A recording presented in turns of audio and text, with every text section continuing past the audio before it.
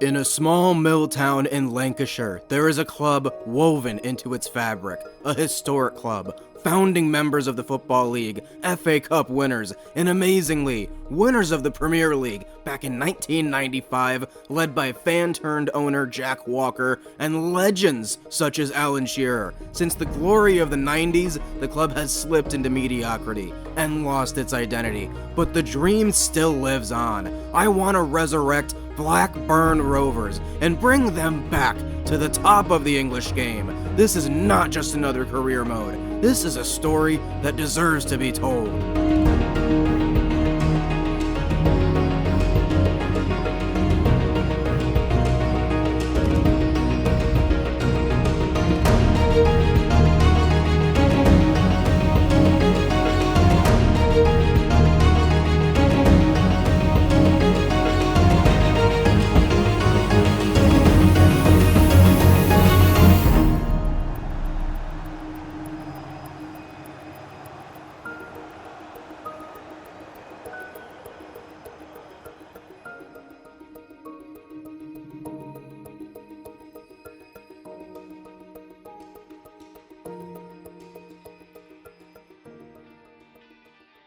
Ladies and gentlemen, boys and girls, welcome to Return of the Rovers. I'll be your host, Therios, for this EAFC 26 Career Mode series with Blackburn Rovers. As noted in the intro, we want to bring Rovers back to the Premier League. Along the way, I'd like to win at least one cup as well, whether that's the League Cup or the FA Cup, and we want to eventually win the Premier League with Blackburn once again. That is the ultimate goal. If you're new here on my channel, welcome! I have a created club series going on as well that's been a truly unique adventure in Portugal with Balsa Tavira. I always have a lot of fun with that series, so go check it out. Also, consider subscribing if you haven't already. Let's start this new series off by welcoming in a bunch of new subscribers. We just hit 4,000 recently on my channel, so a massive thank you to all of you that's made that possible.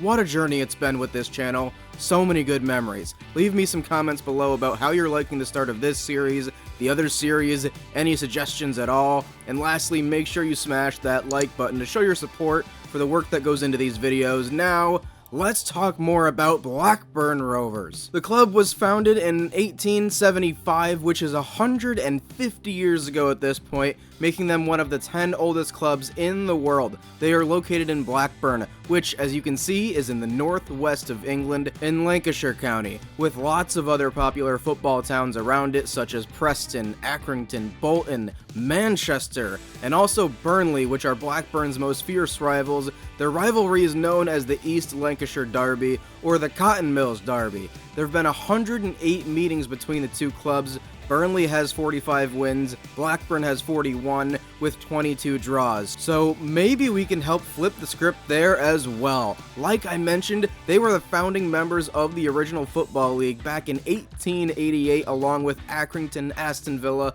Bolton Wanderers, Burnley, Derby County, Everton, Notts County, Preston North End, Stoke, West Bromwich Albion, and Wolverhampton Wanderers. Now, on Blackburn's badge, you'll see the red rose, which is a symbol of the county of Lancashire. You also see the club motto, which is Arte et Labore in Latin, meaning by skill and hard work. Blackburn have won the FA Cup as a club 6 times now. However, 5 of those FA Cup trophies came before the year 1900. Their last FA Cup win was in 1928, and the last time they reached a final was 1960, so safe to say it's been a while. Now, skipping ahead in their history, Blackburn did do something that they are absolutely known for at this point. They won the Premier League. How did they do it? The answer is Jack Walker, a wealthy steel tycoon from Blackburn who bought the club in 1991, and this dude's story amazes me.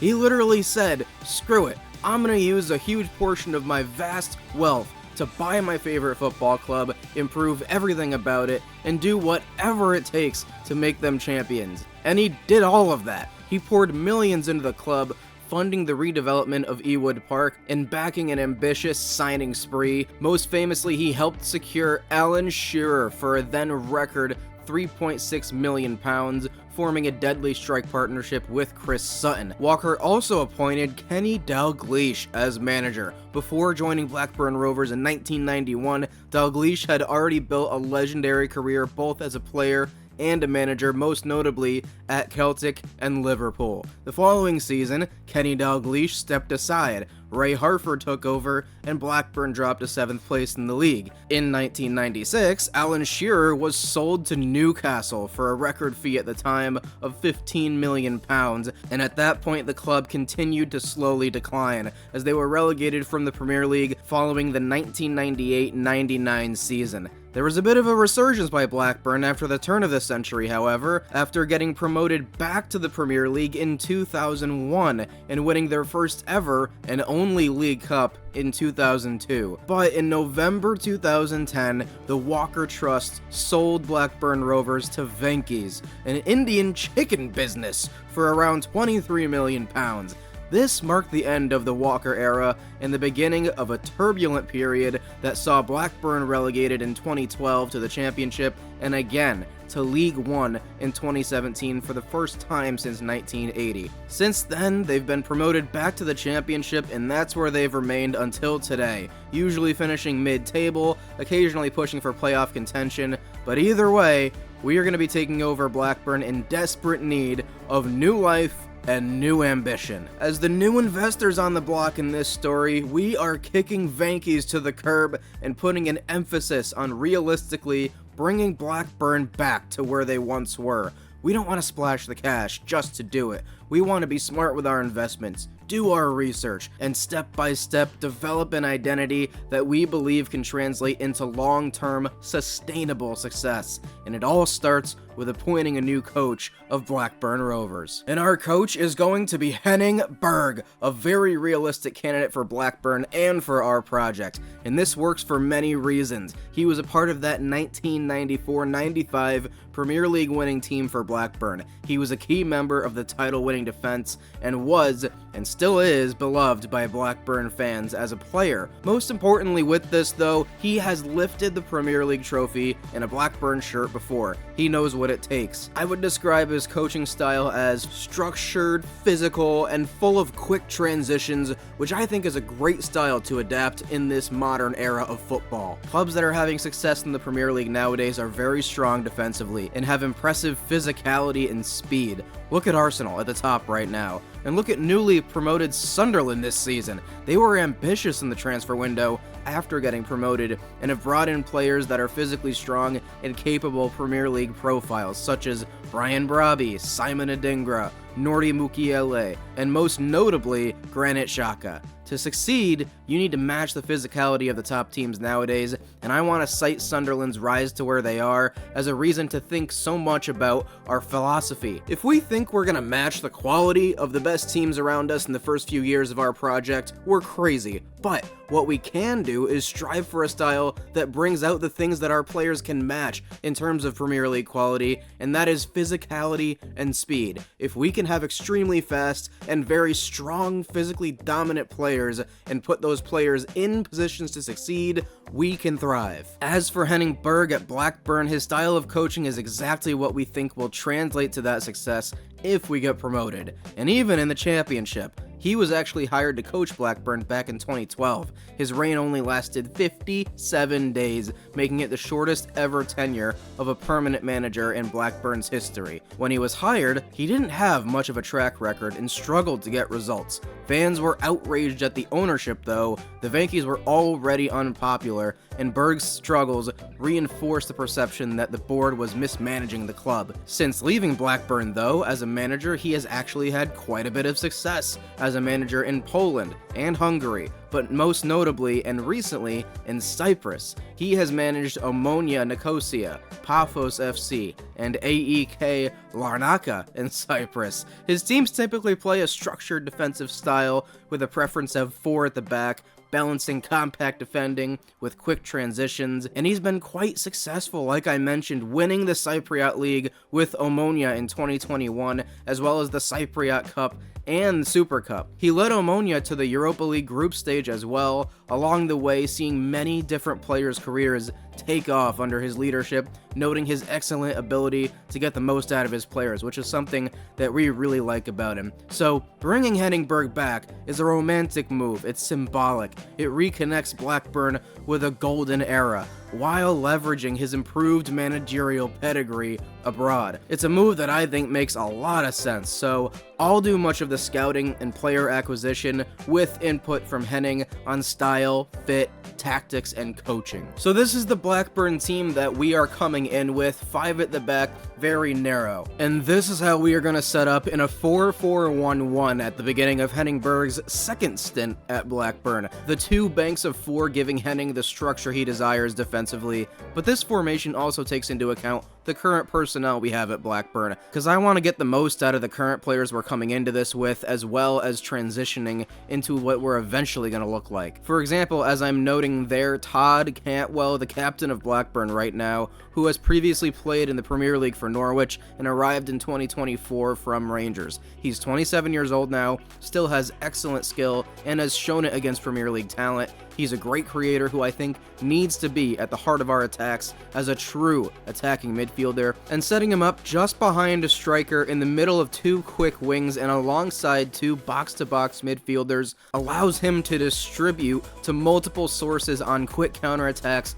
and with more standard build-ups. He's probably the most important player in this team. A change that definitely needs to be noted as well, though, is Blackburn probably want to set up with 2 strikers in real life, with as many options at striker such as Yuki Ohashi, Mokhtar Gay, Augustus Carbo, and new arrival from this summer, Andriy Gudjonsson. However, since we have more midfielders that I like at the club, and because I really want Todd Cantwell to succeed, and since I want to favor athletic, quick wings on the outside, that is all leading to us having 1 striker up front. With that being said, we're going to have to move on from someone at striker, and the guy we have chosen is Mokhtar Gay. So, the 27-year-old striker will be transfer listed. As you can see here, we're also going to take a player like Augustus Carbo, who was brought in last January. He's listed as a striker, but he's just 5'8". He's not very strong, but he is very quick. And as you can see, we're going to transition him out to the wing at the start. Since we're moving from a back 4 to a back 5 that Blackburn has desired, we also have a surplus of center backs and probably need to let one go. So we're going to go ahead and transfer list Yuri Ribeiro, who's actually listed as a left back, but either way, I think he was playing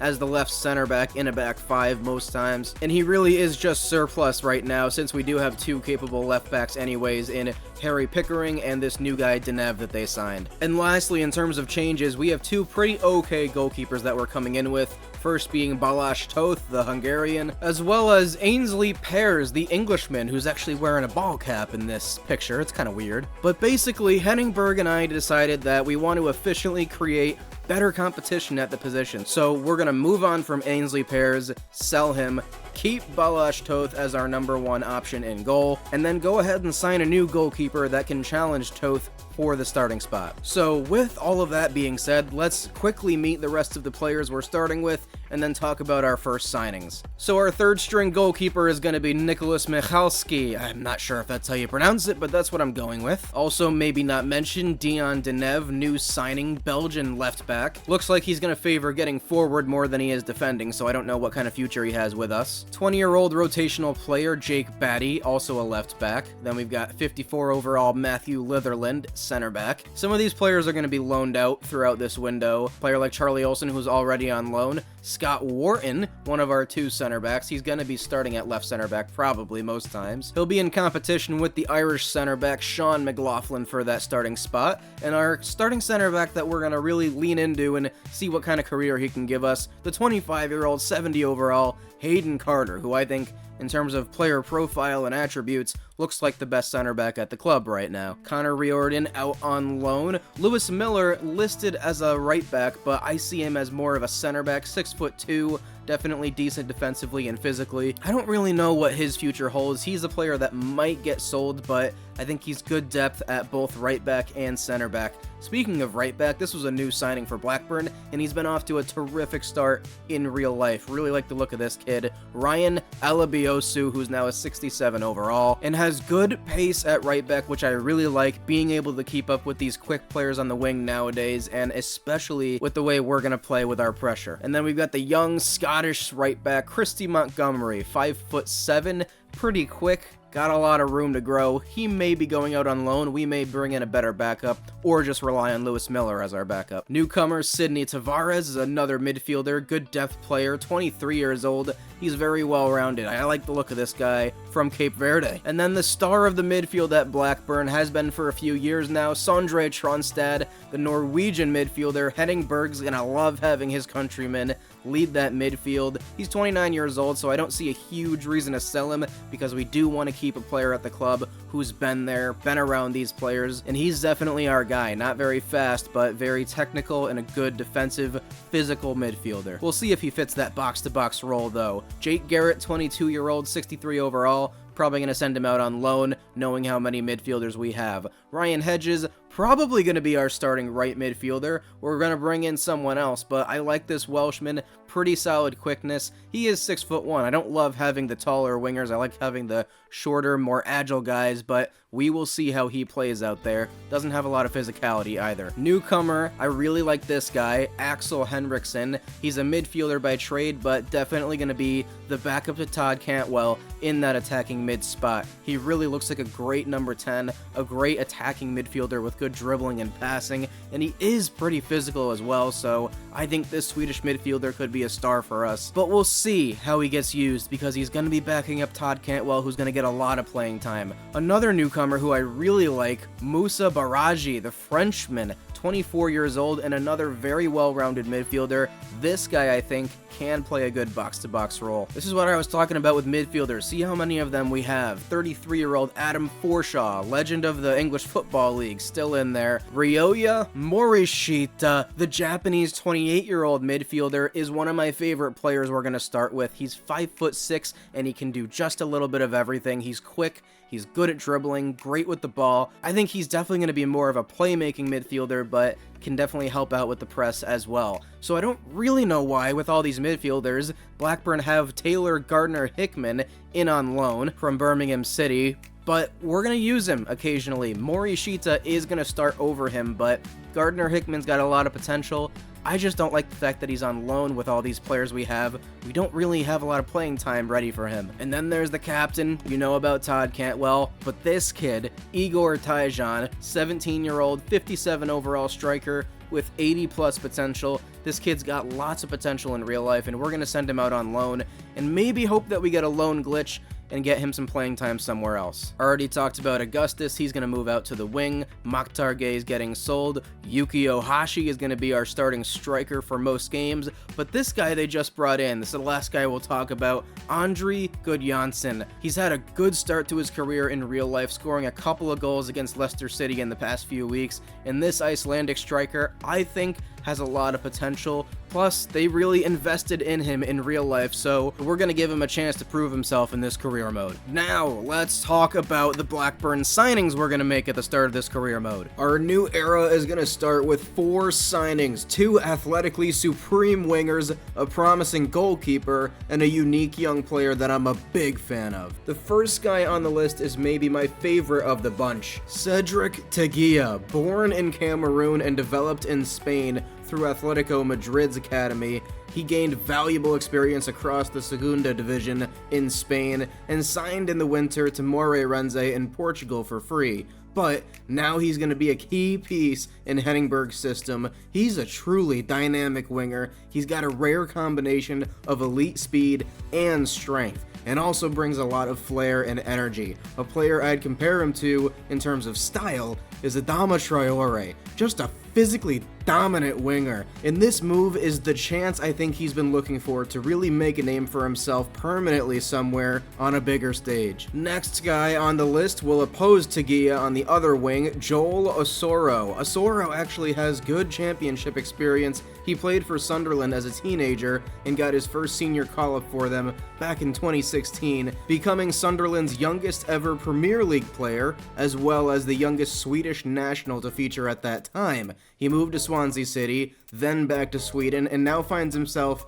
in France at FC Metz, where he's fallen down the pecking order a little bit, so a move to Blackburn where he will be a starter is a great move for his career as well. He is a great example of what we're going for. He's got Premier League level speed, and he also brings a bit of physicality as well going forward. As for our new goalkeeper, we're gonna go with Sam Tickle, a 23-year-old who's been playing just down the road at Wigan Athletic, who right now are a level below us in League One. He's established himself as Wigan's first choice goalkeeper over the past few years, progressing from loan spells to their first choice, and even earning recognition with the England under-21 team in 2024. Wigan loves Sam Tickle, but they're in a position where they're ready to reinvest in multiple positions rather than holding on to a valuable player like Sam Tickle if they get the right price for him, so we'll be willing to pay that number. I love this deal though, not to mention Sam Tickle has appeared on my channel before. Good for you if you remember, but back in FIFA 23,